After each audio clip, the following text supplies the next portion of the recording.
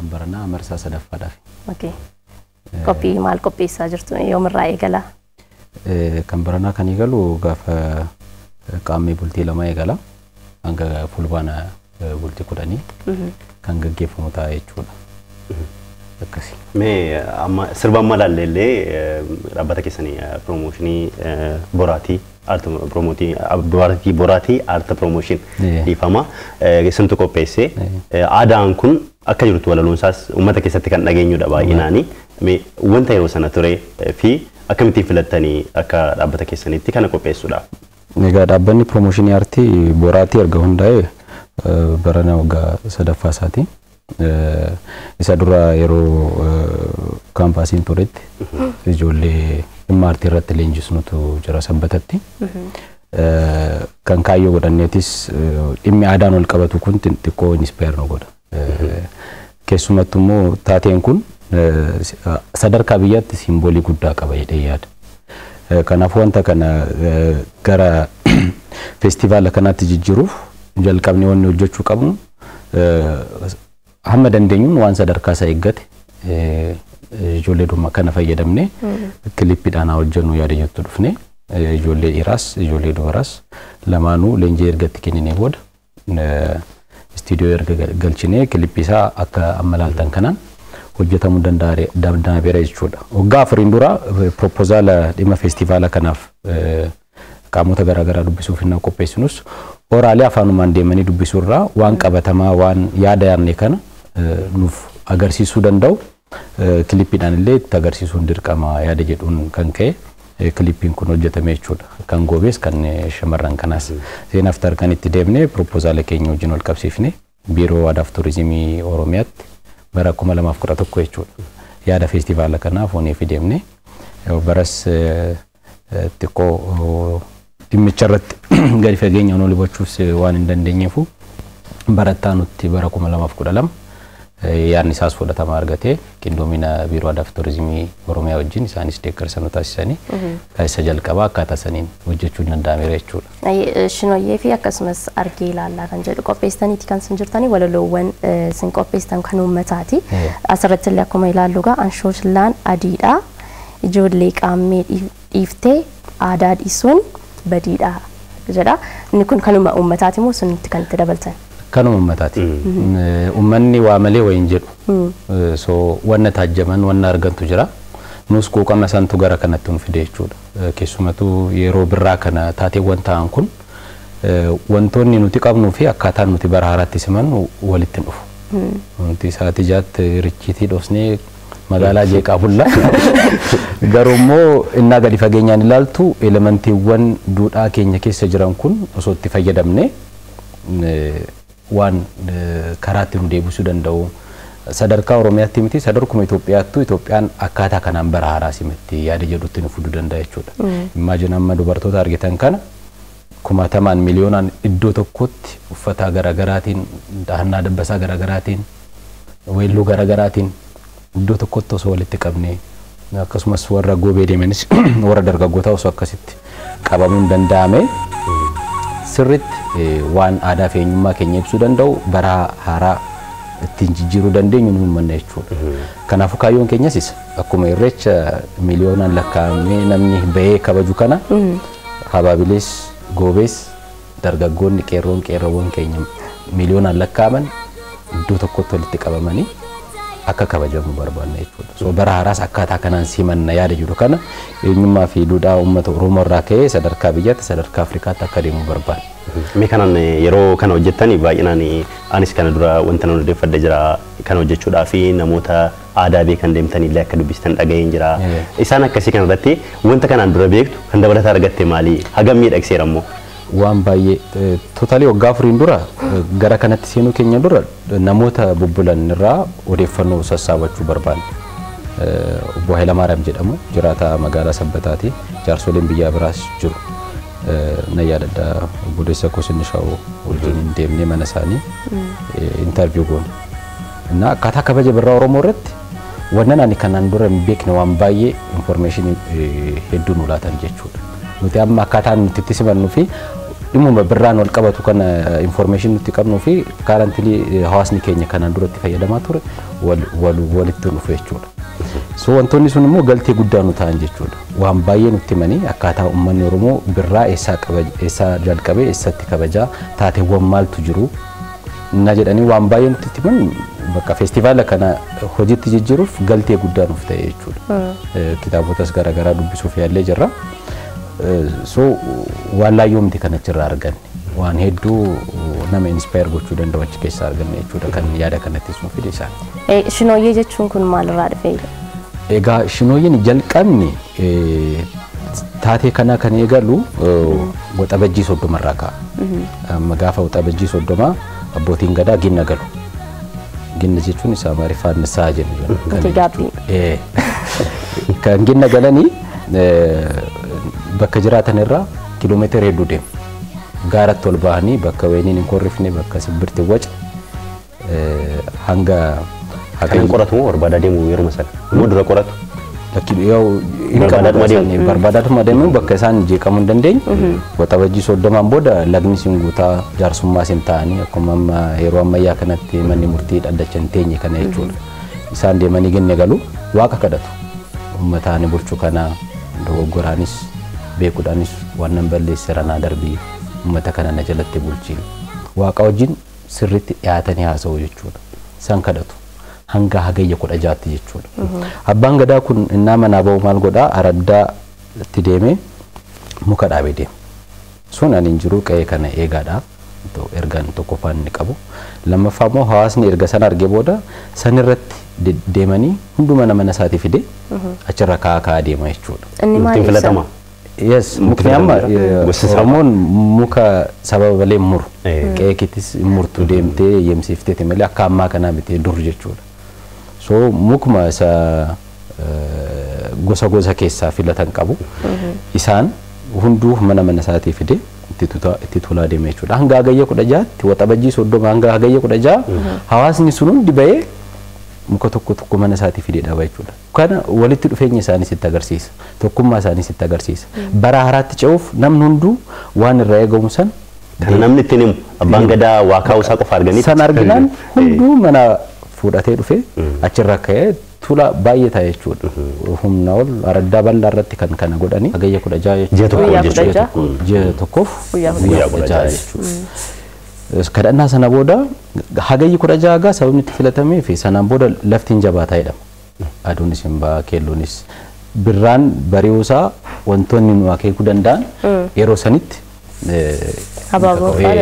kan faca'ee simbiilaa yeroo sanii amma dargaggoonni naanna'anii gaafa waxabajjii 30 kaasee hanga hagayya 16tti naanna'anii sirbu. Waan san fudhatanii erga xomboora isaa achi qabsiisatee dhufee booda hawaasnis bahee eegaa waliin gubaa san gubanii achumatti hoolaa iddoo garaagaraatti sassaaban san achumatti qalu. Dargaggoonni jechuudha. Yes, jaarsolii irraa eebba fudhatu. Inni eebbisuu hin qalamaa ammas qalaa jedhama. Hoolaa sun dachumatti qalamee maqaadhumti masqala jedhu kun achi dhufee ammas qalaadha. Masqalli isa ortodoksii amantaadhaan kabajamu. Keenyaan ammas qalaadha. Ammas qalachuu deebi'aa. Ammas qalaa jechuun dargaggoota baay'eedha kan taatee san deemee sirbu. So waan fidan san jaarsa biratti eebbifatanii fudhatu jaarsoliin ammas qalaa jechaa oolu jechuudha. Sanaan booda hulluqqoo qopheeffatu. Hulluqqoon sun bara moofaa sanirraa bara haraatti ce'amuu isaati kan akeeku jechuudha. Namni achitti wal lolee yoo jiraate araaramee waan hunda dhiiseeti bara haraatti kan ce'u. So san keessa hulluuqanii bahu jechuudha. San keessa naa hulluuqan immoo daabboo xixiqqashuu tolfamutu takka jira. Isa kan kennu beeraa fi daa'ima xiqqoodha. Isaan kun lamaan qulqulluudha jedhamanii amanamu. Erga bahanii booda kennu moo ta'u hulluuqan bahanii naa hulluuqan itti kennamaa. Erga darbanii booda jechuudha. Hulluuqoon sun akkamitti hojjetamti maal inni? Hulluuqoon sun muka wayitu jira mukni filatame tokko jira maqaa isaan dagadhe. Sun jabaa miti mukichi amaluma isaatiin laafessa oolloos ta'uu danda'a. San keessa hulluuqoo jechuudha. Simbooliin sanaa maali? Bara haraatti naa ceenu qulqullummaadhaani. Walitti jabaachuun wal goomachuun wal sakaaluun wal jibbuun hin barbaachisu. So achumatti araara buustee san keessa hulluuqxee baata jechuudha. Nama hundatu san keessa hulluuqa. Namni araaraan goone namni dhiifaman gaafa inni sanitti ce'uu hin danda'u jechuudha. Amma fakkeenyaaf bara haaraa barmaatiidhumaan kan nagaa kan jaalalaa kan gammachuu haa ta'u kan jennu sun sirriitti ibsa jechuudha. Isuma dhugaani kan godhani malee isuma afaaniif miti jechuudha. Walii dhiisaniif bira darbu. Innaa san darban immoo qulqullummaa isaanii kan eegan warri beerranii fi daa'imatu taa'ee daabboo sanitti kana dabarsa jechuudha. Isaan amma daa'imti waan beektu qulqulluudha jedhamee amanaa. Beerris immoo waan hunda fixatteerti waan sobduuf hin qabdu. Kanaafuu qulqullummaa san baraaraatti qulqullummaadhaan ce'uu isaanii mirkaneessuufi jechuudha. Sanaan booda gaamma dubartoonni immoo qaammee jedhanii shinooyyii kana adda jalee dhaatanii warri durbummaa isaanii eegan jechuudha. Kan naanna'anii sirban warri hin heerumne. Warra heerumaniif marsaa tokko qofa kan eegamamu. Erga heerumanii. waggaa tokko. Sabara jalqabaa hiriyoonni isaanii dhufanii erga mana sirbaniin booda mana hamma mana ittaanutti deemti sanaan booda hin galtee. Kun Oromoota hunda biratti moo naannoo? Eessumattuu. Hunduma biratti jechuudha. Hunduma biratti kun kan ta'u jechuudha. Kanaafuu amma warri durbummaa isaanii eeggatantu deema jechuun immoo dubartoonni akka of eegan gaa'ilaan duratti wantoota garaagaraatiif akka hin saaxilamne of eegu jechuudha. Dubartiin durbummaa isheen eegne tapha san hin deemtu kun immoo safuudha. Maatii isheefis hin ta'u jechuudha. Guyyaa dubartootaati guyyaan dubartoonni itti mul'atanidha jechuudha. Kanaafuu sanirraa hafuun barbaadan. Kanaaf jecha immoo of eeganii aadaa sanitti of agarsiisuuf qophaa'u jechuudha. Haga yoomitti deemu isaan?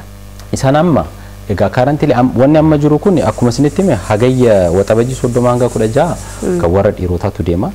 Sanaan boodadha kan ta'u. Amma wal dhibee siistama garaagaraatiin garanatti dhufe malee taateen kun kan dhumu garuma ji'a san hagayya san keessatti jechuudha.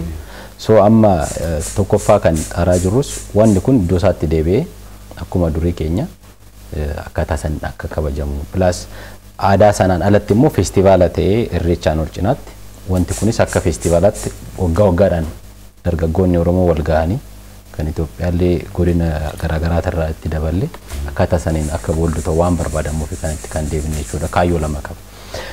Zeen warri shinooyyee deemu dubartoota ijoollee durbummaa eegne ijoollee jiruu hin jalqabu. San jechuun yeroon sun immoo kan ibsu maali? Midhaanis reefu kan biile. Midhaan hin godhanne. Firiin buufanne. Sigalee. So wal fakkaatu jechuudha. Uumama yeroo sanii ji'a san keessa jiru wajjin dubartoonni sun umuriin isaanis haalli jiruu isaanis wal fakkaata jechuudha. Simboolii san qaba waa malee durbummaan isaanis jiruu biraa firiin maatiin godhanne ijoolleen argine. Situationin yeroo sanaa ji'a sanaas hagayya amma fulbaana jirus sani kan sitti agarsiisu midhaanis reefu biilaa umurii wal fakkaata irra jiru jechuudha. Simboolii wal fakkaatu qabu. Kanaaf kan isaan filataman. So adda jalli isaanii dhahatanii guyyaan isaanii guyyaa dubartootaati. Yaa gadaa keessaa immoo guyyaan dubartootaa maarcheet jennee kabajnu kun immoo siistamuma isaan keessa guyyaa dargaggootaa qabaa, guyyaa shamarranii qabaa, guyyaa loonii qabaa, waa hundaaf guyyaa qaba jechuudha. So gadi buteennaa ilaalte waan baay'ee filatteennaas fiddu waan hin qabne hin qabnu. Isuma akkaataa kamiin bifa qindaa'aa ta'een finnee itti fayyadamnutu nu dhibe malee waan hedduun jira sirnuma gadaa keessa jechuudha. Egaa isinis kanarratti hundaa'uudhaan egaa feestivaala qopheessaniiti kan isin jirtanii eessattidha kan isin qopheessanii baranammoo haala addaa wanti isin qophooftanii dhuftan maal fakkaatan? Kan marsaa sadaffaa kun haala qabatamaa biyya keenya irra jirtu kanaan ka'a akka yaadni sana dargaggoota miliyoonaan lakkaa'aman iddoo tokkotti sassaabuun xiqqoo rakkisaadha amma. Garuu immoo akka marsaa sadaffaatti kan kabaju yaadne gaafa qaammee lama giddu gala aadaa Oromootti sirni baniinsa isaa hin gaggeeffama. Ijoolleen qophaa'an jiru tapha aadaa kana kan agarsiisan goobees shinooyyees waluma faana deemna jechuudha. Aadaan kunis walirraa waan hin fagaanneef walitti dhufee bifa tokkotti akka kabajamuuf jechuudha. Gaafa fulbaana lama giddu gala aadaa Oromootti sirni baniinsa isaanii taasifama. Abbootiidhaan eebbifamanii Finfinnee keessatti kutaawwan magaalaa 11tti naanna'anii aadaa kana agarsiisu jechuudha. Tokkoffaa amma eenyummaan keenya ganamaa Finfinneetti adeebi'uu innaa jennu tokkoffaan kana aadaan uummanni Oromoo achi keessatti qabu kun magaalaa isaa keessatti agarsiifachuu kabajuu irreechaan alatti immoo eventii kabajannu kan biraa dabalachuu ayyaanota akkasii uumuun saayikooloojii Finfinnee keessatti uummanni Oromootti jiru kana sirriitti fooyyessuu fi sirreessuu danda'a jechuudha. Kanaafuu kutaawwan magaalaa 11 san keessatti naanna'anii agarsiisu. Guyyaa taanutti amma fulbaana 10tti deemaa waan ta'eef godina addaa naannoo Finfinnees akkasuma Adaamaa Bishooftuu erga naanna'aniin booda gaafa fulbaana 10 giddu gala aadaa Oromootti bakka hunduu argametti namoonni affeeraman jiru godina naannoo addaa Finfinnee fi Asaadaamaas Bishooftuus jechuudha. Meekan duubaataan deebisaati waggoota lama keessaniitu amma sadaffaarra jirtu. Finfinnee keessatti akka festivaalaattis bara darbeenumayyuu sirriitti deemtaniituuti.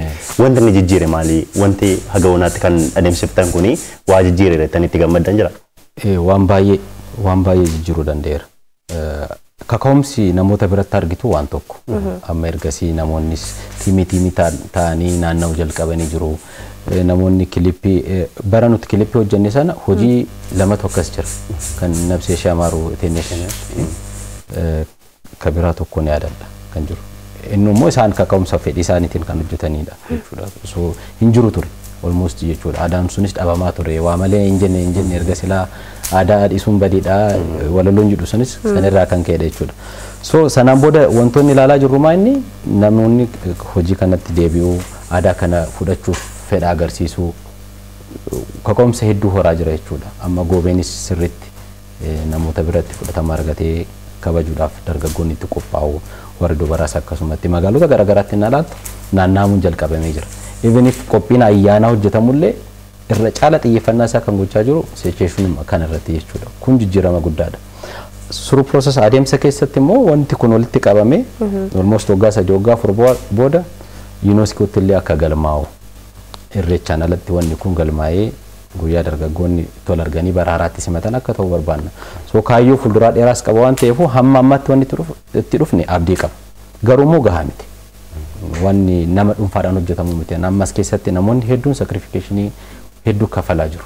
Waan kanaas hin ga'u jechuudha. Dhamaati hedduu qaba.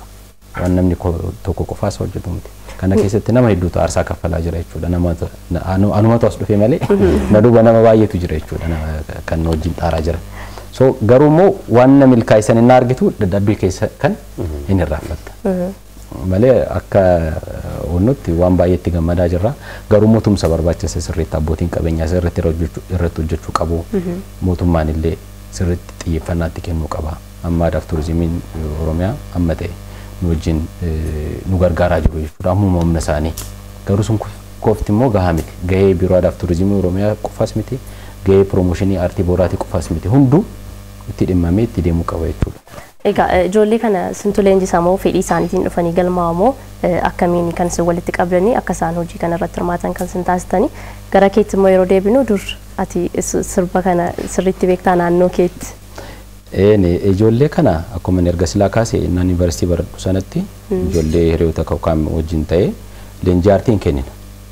Waggaadhaan jechuudha bilisaan kan kennitu jira. Tiyaatiras hojjisiisna, fiilmis hojjisiisna. San keessatti immoo aadaa fi dhimma kanaan wal qabatu irratti irra caala xiyyeeffannaa kennine hojjenna jechuudha. Kaayyoon inni jalqabaa ganamaa dhimma aadaa kanaan wal qabate irratti hojjechuudha jechuudha. Fedhii sanaan qaba mataa kootiin namoonni nu wajjin jiranis akkasumatti jechuudha. Santu garaan itti nu fide isaanis fedhii dhuunfaadhaan dhufu. Namoonni bilisaan wal argan immoo yaada san hojiitti hiikuudhaaf fedhii hedduutu jira jechuudha. Uummanni Oromoo waan akkanaa kanaan dhimma eenyummaa ofiitiin duubatti hin jedhu. Kilippii kana na hojjennu sa'aatii 2:00 miilaan deemneeti magaalaarra. Nyaata hin qabnu. Nani yaadadha kaayee kiiloo tokko fudhannee jira. Nama hunda sana. Yes. Garuu nu gahee deebine. Bishaan shigiishii takka piisii 12 nama warra dhiiraa gara 8 dubara 8 production jira. Even if qubee ganneeti gara qarshii 90,000 akkasitti baasa.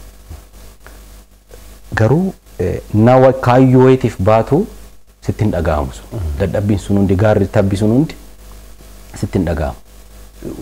Kaayyoo ati qabdu santu si geesse jechuudha. So ijoollee kana sirriitti galateeffachuu barbaada. Sittiin nawa ammas waan gumaata kana keessatti namoota hedduutu sacrification guddaa kaffalaa jira. Garuu waan ni dabarsine waan hedduudha jechuudha. Waan nama dubbachuudhaaf na dhibu hedduutu jira san keessatti. So miira akkasiin ilaaltu dadhabbii kee kaan inni raafata. Kanan gara aadaa sanatti sin deebisa isheen si gaafattee turte aadaa sana keessatti guddachuu kee inumaayyuu immoo kan sirratti kaastee tapha ijoollee kan tapha shamarraniis kan dhiirotaa kan irratti tokko kan ilaalamu tokkoffaa ganni waan guutuu fi namoonni hiriyaa ta'anii bakka garaagaraa jiraatan walirraa fagaatee kan kaafama dabalata immoo dubaroonni nuti achirratti taphatan kun iyyuu dubara duudaa jedhamaniitiin yeroo baay'ee kaafaman kana kan hin heerumne jechuudha. Kan bakka nama isaaniif gaa'ilaan itti waliin ta'u bakka itti ilaalatanis jedhamiitiin kaafamaati. Ishee sanas nukaasii muuxannoo kee ijoollummaas. Egaa ijoollummaatti ani sabbatatan dhaladhee guddadhe. Iddoon ani jirutti baruma masqala kabajnuu eegalleerraa kaasee gaafa san galgala hin dhufu namoonni dargaggoonni dhufanii sirbanii qarshiin itti kenname hin deemu. Garuu naan san laalu wanti inspire na godhu jira isaan wajjin isaan matee deemee taphachuun kun jira carraa argamu sanitti jechuudha. San caala garuu natti dhaga'ama ture because wannuma xiqqaa namni qabu sun boolli godhee naa fidee itti fayyadamu kan keenya maaliif akka nan taane yaada jedhu sitti dhufa jechuudha. Kanaafuu yeroo ijoollummaatti yaadni wanta argaa guddatte santu naa guddachaa dhufte sin immoo gara kaayyootti jijjiirame akkas ta'e jechuudha. Gara salaalee kana immoo irra caalaa wanti gara sitti deemu jira aadaan kun. Akka tasaa abbaan koo garasi waadaa naannoo sanaatis hamma ta'e wanti dhageenyu jira amma kan faroodaa maal wanti jedhamu gara sanitti irra caalatti xiqqoo doomineetu godhee kabajama jechuudha. Wannan dhaga'u hedduutu jira waan akkasii kana jechuudha. Ka'umsas kan naa ta'e inspire kan na godhus yaadotuma akkanaatu walitti dhufe namootuma quuqama akkanaa qaban wajjin walitti dhufne immoo yaada kana gara feestivaalaatti jijjiiruudhaan akkasitti gara kanaan dhufne jechuudha.